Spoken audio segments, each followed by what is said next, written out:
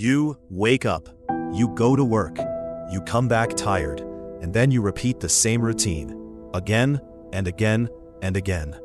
At first, it feels normal, but over time, something starts to feel off. You're working harder than ever, but nothing is really changing. Your income grows slowly, your expenses grow faster, and your freedom, it never comes. And the worst part is, you start believing this is just how life is supposed to be, but it's not. Because this system you're living in was never designed to make you free.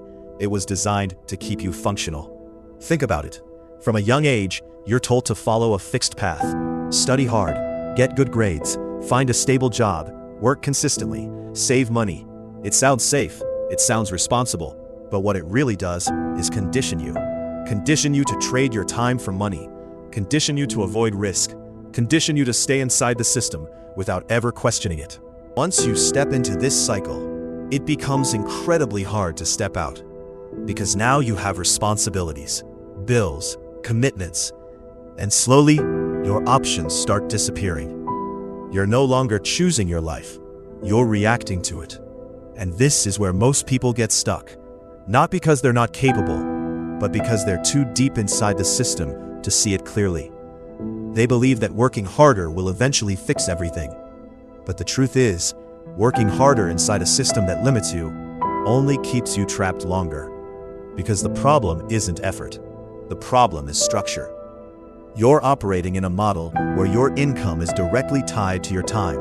And time is the one thing you can never increase. You can optimize it, you can manage it, but you can't multiply it. And that's why no matter how hard you work, there's always a ceiling. Meanwhile, there's another group of people playing a completely different game. They focus on building systems. Systems that generate income. Systems that scale. Systems that work even when they don't. And that's the difference. One group trades time. The other builds leverage. And leverage is what creates freedom. Because when your income is no longer tied to your time, everything changes. You gain control. You gain flexibility. You gain options. But making that shift requires awareness. It requires stepping back and questioning everything you've been taught. And that's uncomfortable, because it forces you to see the reality you've been avoiding. That the path you're on might not lead where you think it does. But once you see it, you can't unsee it. And that's where the real journey begins. Not when you work harder, but when you start thinking differently. When you stop asking, how can I earn more? And start asking, how can I build something that earns without me? But most people never make it. Because the system is comfortable, predictable, familiar, even if it's limiting. And breaking out of it requires courage. It requires patience. It requires stepping into uncertainty.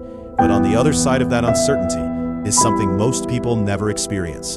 Control, freedom, choice. And that's what you're really chasing. Not just money, but the ability to live life on your own terms. So now the question becomes simple. Are you going to keep following the same path, hoping for a different result? Or are you going to step back, question the system, and start building your way out?